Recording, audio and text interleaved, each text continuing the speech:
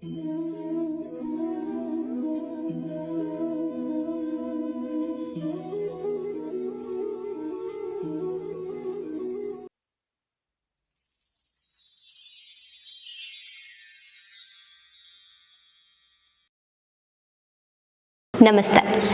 ಇಷ್ಟು ದಿನ ನಾವು ಜೋಗಿಯವರು ಬರೆದಿರುವಂತಹ ಪುಸ್ತಕ ತಂದೆ ತಾಯಿ ದೇವರಲ್ಲ, ಪೂಜಿಸಬೇಡಿ ಪ್ರೀತಿಸಿ ಅನ್ನೋ ಬುಕ್ಕನ್ನ ನಾವು ಓದಿದ್ವಿ. ಅಂದರೆ ಎಲ್ಲ ಒಂದು ಚಾಪ್ಟರ್ನ ಓದಿಲ್ಲ, ಕೆಲವು ಚಾಪ್ಟರ್ನ ಮಾತ್ರ ಓದಿದ್ದೀವಿ.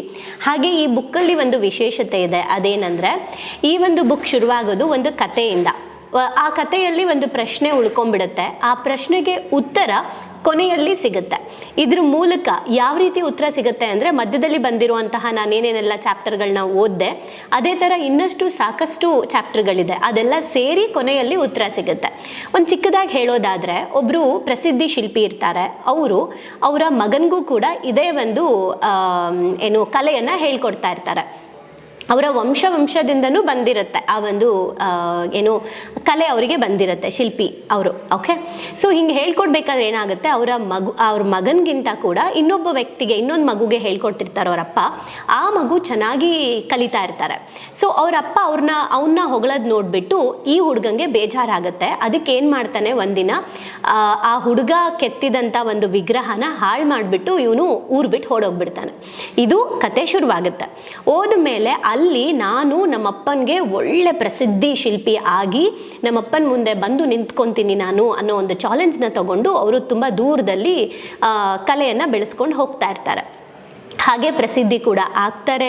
ಇಡೀ ಊರೂರಿಗೆ ಗೊತ್ತಾಗ್ಬಿಡುತ್ತೆ. ಆದರೆ ಹೆಸರು ಚೇಂಜ್ ಮಾಡ್ಕೊಂಡಿರ್ತಾರೆ. ಒಂದಿನ ಅವರ ತಂದೆ ಮೂರ್ತಿಯನ್ನು ಅವರು ಕೆತ್ತಬೇಕು ಅಂತೇಳಿ ಡಿಸೈಡ್ ಮಾಡಿದಾಗ ಏನು ಮಾಡಿದ್ರು ತಂದೆ ಮೂರ್ತಿ ಸರಿಯಾಗಿ ಬರ್ತಾ ಇರಲ್ಲ. ಅಂದರೆ ತಂದೆದು ಏನು ವಿಗ್ರಹ ಕೆತ್ತಬೇಕು ಅಂದ್ಕೊಂಡಿದ್ದಾರೆ, ಏನು ಮಾಡಿದ್ರು ಚೆನ್ನಾಗಿ ಬರ್ತಿರ್ಲಿಲ್ಲ. ಅಂದರೆ ಲೈಕ್ ಎಲ್ಲ ಬರೀ ಏನೇ ಮಾಡಿದ್ರು ಚಿಕ್ಕ ಪುಟ್ಟ ಪ್ರಾಬ್ಲಮ್ ಇರುತ್ತೆ.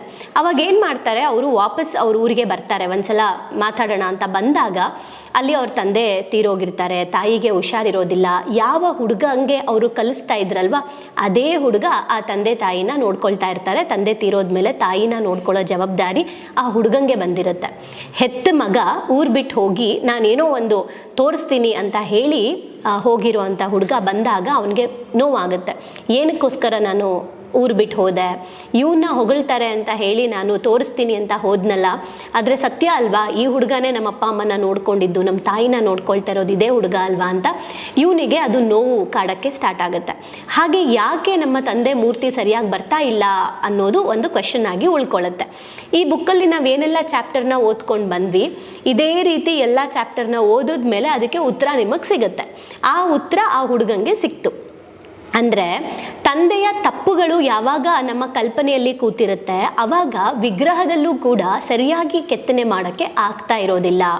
ತಂದೆ ತಾಯಿ ಮೇಲೆ ಬರೀ ದೂಷಣೆಗಳು, ಧೋರಣೆಗಳು, ಬೈಯೋದು, ಅವ್ರು ಪರ್ಫೆಕ್ಟಾಗಿರಬೇಕು ಅಂದ್ಕೊಳ್ಳೋದು, ಇದೆಲ್ಲ ಇದ್ದಾಗ ತಂದೆ ಚಿತ್ರ ಬರೆಯೋಕ್ಕೆ ಆಗ್ತಾ ಇರೋದಿಲ್ಲ. ಹಾಗೆ ತಂದೆಯ ವಿಗ್ರಹನ ಮಾಡೋಕ್ಕಾಗ್ತಾ ಇರೋದಿಲ್ಲ. ದೇವರ ವಿಗ್ರಹಗಳನ್ನು ಬಹಳ ಚೆನ್ನಾಗಿ ಕೆತ್ತುತ್ತಾರೆ. ಯಾಕೆ ಅಂತಂದರೆ ದೇವ್ರ ಬಗ್ಗೆ ಒಂದು ಕಲ್ಪನೆ ಇರುತ್ತೆ. ಆದರೆ ತಂದೆ ತಾಯಿ ಬಗ್ಗೆ ಇರುವಂತಹ ಅವರಲ್ಲಿ ನಾವು ನೋಡ್ತಾ ಇರುವಂತಹ ನ್ಯೂನ್ಯತೆಗಳು ತಲೆಯಲ್ಲಿ ಜಾಸ್ತಿ ತುಂಬಿಕೊಂಡಿದ್ದಾಗ ವಿಗ್ರಹದಲ್ಲೂ ಕೂಡ ಆ ನ್ಯೂನ್ಯತೆ ಕಾಣಿಸ್ಕೊಳ್ತಾ ಇರುತ್ತೆ. ಹಾಗಾಗಿ ತಂದೆ ತಾಯಿ ಪರ್ಫೆಕ್ಟಾಗಿರಬೇಕು ಅಂತ ಎಕ್ಸ್ಪೆಕ್ಟ್ ಮಾಡಬೇಡಿ. ತಂದೆ ತಾಯಿ ದೇವ್ರಂಗೆ ಇರಬೇಕು, ತಂದೆ ತಾಯಿನ ಪೂಜಿಸಬೇಕು ಅಂತ ನೋಡೋದ್ರ ಬದಲು ಅವರು ಮನುಷ್ಯರೇ, ಅವರು ಕೂಡ ಸಾಕಷ್ಟು ತಪ್ಪು ಮಾಡಿರ್ತಾರೆ, ಅವರು ಬೆಳೆದು ಬಂದಿರೋ ರೀತಿ ಹಾಗಿರುತ್ತೆ. ಈ ರೀತಿ ದೃಷ್ಟಿಕೋನದಿಂದ ನಮ್ಮ ತಂದೆ ತಾಯಿನ ನೋಡ್ತಾ ಅವ್ರನ್ನ ಪ್ರೀತಿಸಿ ಅಂತ ಹೇಳೋದೇ ಈ ಬುಕ್ಕಿನ ಕಂಪ್ಲೀಟ್ ಸಾರಾಂಶ. ಆದರೆ ಆ ಶಿಲ್ಪಿ ಯಾರು ಓಡೋಗಿರ್ತಾರೆ, ಅದೇ ಥರ ನಾವುಗಳೆಲ್ಲ ಕೂಡ ತಂದೆ ತಾಯಿಯಲ್ಲಿ ನ್ಯೂನ್ಯತೆ ಹುಡುಕ್ತಾ ಓಡ್ತಾನೆ ಇರ್ತೀವಿ ನಮ್ಮ ಲೈಫಲ್ಲಿ. ಅದನ್ನು ಸ್ಟಾಪ್ ಮಾಡಿಬಿಟ್ಟು ಅವ್ರು ಹೇಗಿದ್ದಾರೆ ಹಾಗೆ ಪ್ರೀತಿಸಬೇಕು ಅನ್ನೋದು ನಾವಿಲ್ಲಿ ನೋಡಿರೋದು. ಅದು ಪ್ರತಿ ಚಾಪ್ಟರಲ್ಲೂ ಕೂಡ ನಮಗೆ ಅರ್ಥ ಆಗ್ತಾ ಹೋಗುತ್ತೆ. ಹಾಗೆ ಈ ಒಂದು ಬುಕ್ಕಲ್ಲಿ ನಾನು ವಿಭಿನ್ನವಾಗಿ ಕಲ್ತಿದ್ದೇನೆಂದರೆ, ನಾವು ತಂದೆ ತಾಯಿ ಆಗಿಬಿಟ್ಟು ನಮ್ಮನ್ನು ಮಕ್ಕಳು ಪೂಜಿಸ್ಲಿ ಅಂತ ಎಕ್ಸ್ಪೆಕ್ಟ್ ಮಾಡೋದ್ರ ಬದಲು ಪ್ರೀತಿಸ್ಲಿ ಅಂತ ಅಂದ್ಕೊಳ್ಳೋಣ. ಪ್ರೀತಿಸಬೇಕು ಅಂದರೆ ನಾವು ನಮ್ಮ ಮಕ್ಕಳು ಪ್ರೀತಿಸೋ ಹಾಗೆ ನಾವು ಬದುಕಬೇಕು. ಹಾಗೇನೆ ಮಕ್ಕಳು ಕೂಡ ಅಪ್ಪ ಅಮ್ಮ ಪರ್ಫೆಕ್ಟಾಗಿರಬೇಕು, ಅವರು ದೇವ್ರ ಥರ ಅಂತ ಟ್ರೀಟ್ ಮಾಡೋದ್ರ ಬದಲು ಅವರು ಮನುಷ್ಯರೇ, ಅವರಲ್ಲೂ ತಪ್ಪುಗಳು ಆಗ್ತಾ ಇರುತ್ತೆ, ಆದರೆ ನಾವು ಅವ್ರನ್ನ ಪ್ರೀತಿಸಬೇಕು ಅಂತ ಮಕ್ಕಳು ಅಂದ್ಕೊಬೇಕು. ಈ ಬುಕ್ಕು ತಂದೆ ತಾಯಿ ಮತ್ತು ಮಕ್ಕಳ ಮಧ್ಯೆ ಸಾಕಷ್ಟು ಅನ್ಯೋನ್ಯತೆಯನ್ನು ಕ್ರಿಯೇಟ್ ಮಾಡಿದೆ ಅಂತ ನಾನು ಅಂದ್ಕೊಳ್ತೀನಿ. ಸಾಕಷ್ಟು ಜ್ಞಾನವನ್ನು ಕೊಟ್ಟಿದೆ ಅಂತ ನಾನು ಅಂದ್ಕೊಳ್ತೀನಿ.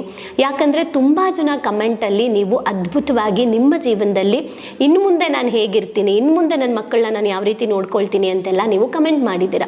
ಹಾಗಿದ್ಮೇಲೆ ಇದು ನಮಗೆ ಜ್ಞಾನವನ್ನು ಕೊಟ್ಟಿದೆ.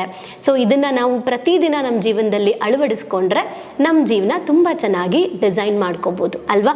ಹಾಗೇನೆ ಜೋಗಿ ಸರ್ ನಮ್ಮ ಒಂದು ಲೇಖಕರು, ಬಹಳಷ್ಟು ಫೇಮಸ್ ಆಗಿರುವಂತಹ ವ್ಯಕ್ತಿ. ಸಾಕಷ್ಟು ಕೆಲಸ ಕಾರ್ಯಗಳಲ್ಲಿ ಬ್ಯುಸಿ ಇದ್ದರೂ ಸಹ ನಮ್ಮ ಚಾನಲ್ನ ನೋಡೋದ್ರ ಜೊತೆಗೆ ನೀವು ಕಳಿಸೋ ಪ್ರತಿ ಕಮೆಂಟ್ನ ಓದೋದ್ರ ಜೊತೆಗೆ ಅವರು ಕೂಡ ಒಂದು ವಿಡಿಯೋನ ಕಳಿಸಿದ್ದಾರೆ. ಆ ವಿಡಿಯೋನ ನಾವು ನೋಡ್ಕೊಂಬರೋಣ ಇವಾಗ. ಎಲ್ರಿಗೂ ನಮಸ್ಕಾರ. ತಾರಾ ಅವರೇ, ನೀವು ಯೂಟ್ಯೂಬಿನಲ್ಲಿ ನಿಮ್ಮ ಇಮೋಜಿಮ್ ಯೂಟ್ಯೂಬ್ನಲ್ಲಿ ಓದಿದಂಥ ನನ್ನ ಪುಸ್ತಕಗಳ ಅಧ್ಯಾಯಗಳನ್ನು ನೋಡಿದೆ, ಹಾಗೂ ಅದಕ್ಕೆ ಬಂದಂಥ ಪ್ರತಿಕ್ರಿಯೆಗಳನ್ನು ಕೂಡ ನೋಡಿದೆ. ಭಾಳ ಸಂತೋಷ ಆಯಿತು. ಓದುಗರು ನಾನು ಬರೆದಿದ್ದನ್ನು ಭಾಳ ಮುಕ್ತವಾಗಿ ಸ್ವೀಕಾರ ಮಾಡಿದ್ದಾರೆ ಮತ್ತು ಅದಕ್ಕೆ ನೀವು ಕೊಟ್ಟಿರುವ ವಿವರಣೆಗಳನ್ನು ಕೂಡ ಬಹಳ ಮುಕ್ತವಾಗಿ ತೆಗೆದುಕೊಂಡು ಅಷ್ಟೇ ಮುಕ್ತತೆಯಿಂದ ಅದಕ್ಕೆ ಪ್ರತಿಕ್ರಿಯೆ ನೀಡಿದ್ದಾರೆ.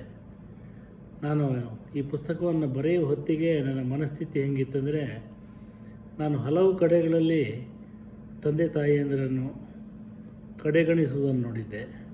ಕೊನೆಯ ದಿನಗಳಲ್ಲಿ ಅವರನ್ನು ಒಂಟಿಯಾಗಿ ಬಿಟ್ಟಿದ್ದನ್ನು ನೋಡಿದ್ದೆ.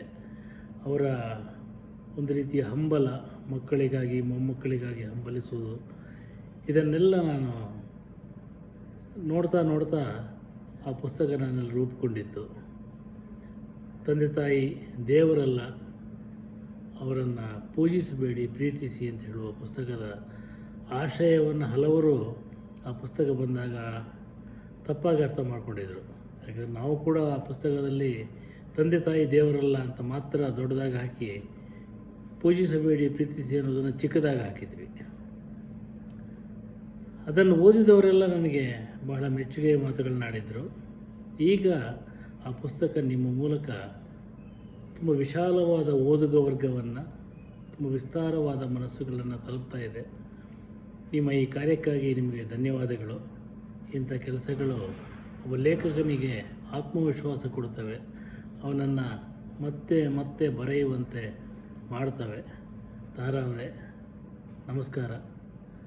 ನಿಮಗೆ ತುಂಬ ಥ್ಯಾಂಕ್ಸ್.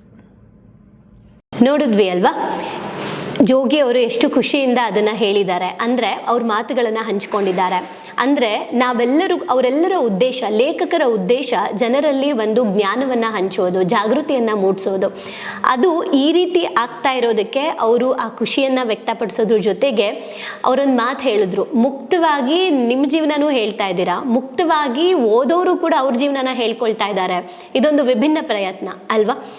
ಎಲ್ಲರೂ ಕೂಡ ಅವ್ರವ್ರದ್ದು ಮುಚ್ಚಿಟ್ಟು ಬೇರೆಯವ್ರ ಬಗ್ಗೆ ಮಾತಾಡೋದೇ ಹೆಚ್ಚು. ಬಟ್ ನಮ್ಮ ಚಾನಲ್ನಲ್ಲಿ ನಮ್ಮ ಬಗ್ಗೆನೇ ನಾವು ಜಾಸ್ತಿ ಮಾತಾಡ್ತಾ ಇರೋದು. ನಾವು ಆ್ಯಕ್ಚುಲಿ ಬದಲಾಗಬೇಕಾಗಿರೋದು ನಾವೇ. ಜವಾಬ್ದಾರಿ, ಕಾರಣ ಎಲ್ಲನೂ ನಾವೇ. ಬೇರೆಯವ್ರ ಬಗ್ಗೆ ಬರೀ ಯೋಚನೆ ಮಾಡ್ತಾ ಇರ್ತೀವಿ ಅಷ್ಟೇ.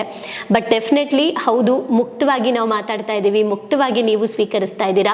ಇದನ್ನು ಮುಕ್ತವಾಗಿ ನಮಗೆ ಹಂಚ್ಕೊಳ್ಳೋದಕ್ಕೆ ಪರ್ಮಿಷನ್ ಕೊಟ್ಟಿದ್ದು ನಮ್ಮ ಜೋಗಿಯವರು. ಹಾಗಾಗಿ ಲೇಖಕರ ಬಗ್ಗೆ ನಿಮಗೇನು ಅನ್ನಿಸ್ತು, ಈ ಬುಕ್ಕಿನ ಬಗ್ಗೆ ನಿಮಗೇನು ಅನ್ನಿಸ್ತು ಅನ್ನೋದನ್ನು ಕಮೆಂಟ್ ಮಾಡಿ. ಇದನ್ನು ಕೂಡ ಅವರು ಓದ್ತಾರೆ. ನಮ್ಮ ಕಮೆಂಟ್ಸ್ಗಳು ಅವ್ರಿಗೂ ಪ್ರೋತ್ಸಾಹ ಮತ್ತು ಸ್ಫೂರ್ತಿ ಆಗುತ್ತೆ. ನಮಗಿಷ್ಟೆಲ್ಲ ಒಳ್ಳೇದಾಗ್ತಾ ಇದೆ ನಮ್ಮ ಜೀವನದಲ್ಲಿ ಈ ಬುಕ್ಕಿಂದ ಅಂದರೆ, ಈ ಬುಕ್ಕನ್ನು ಬರೆದಿರೋವ್ರಿಗೂ ಕೂಡ ನಾವೊಂದು ಗ್ರ್ಯಾಟಿಟ್ಯೂಡ್ ಕೊಡಬೇಕಲ್ವ. ಆ ಗ್ರ್ಯಾಟಿಟ್ಯೂಡು ನಮ್ಮ ಬದಲಾವಣೆಯ ಒಂದು ಮಾತುಗಳನ್ನು ಅವ್ರಿಗೆ ಹೇಳೋದ್ರ ಮೂಲಕ ಅವ್ರಿಗೂ ಕೂಡ ಒಂದು ಖುಷಿಯನ್ನು ನಾವು ಅವ್ರ ಜೊತೆ ಕೂಡ ಹಂಚ್ಕೊಳ್ಳೋಣ. ಅವ್ರಿಗೂ ಕೂಡ ಇದನ್ನು ಬರೆದಿರೋದಕ್ಕೆ ಥ್ಯಾಂಕ್ಸ್ ಹೇಳೋಣ. ಹಾಗೆ thank you so much Jogi sir. ನಿಮ್ಮ ಒಂದು ಬುಕ್ಕು ಆ್ಯಂಡ್ ನಿಮ್ಮ ಬರವಣಿಗೆ ಬಹಳ ಅದ್ಭುತವಾಗಿದೆ. ನಿಮ್ಮ ಎಲ್ಲ ಪುಸ್ತಕಗಳು ಪ್ರತಿಯೊಂದು ಮನೆಗೂ ತಲುಪಲಿ ಅಂತ ನಾನು ಕೇಳ್ಕೊಳ್ತೀನಿ. ಥ್ಯಾಂಕ್ ಯು ಈ ಬುಕ್ಕನ್ನು ಓದೋದಕ್ಕೆ ನನಗೆ ಪರ್ಮಿಷನ್ ಕೊಟ್ಟಿದ್ದಕ್ಕೆ. ಸೊ ಇವತ್ತಿಗೆ ಈ ಬುಕ್ಕು ಕಂಪ್ಲೀಟ್ ಆಗ್ತಾ ಇದೆ. ತಂದೆ ತಾಯಿ ದೇವರಲ್ಲ, ಪೂಜಿಸಬೇಡಿ ಪ್ರೀತಿಸಿ ಅಂತ ಹೇಳಿ.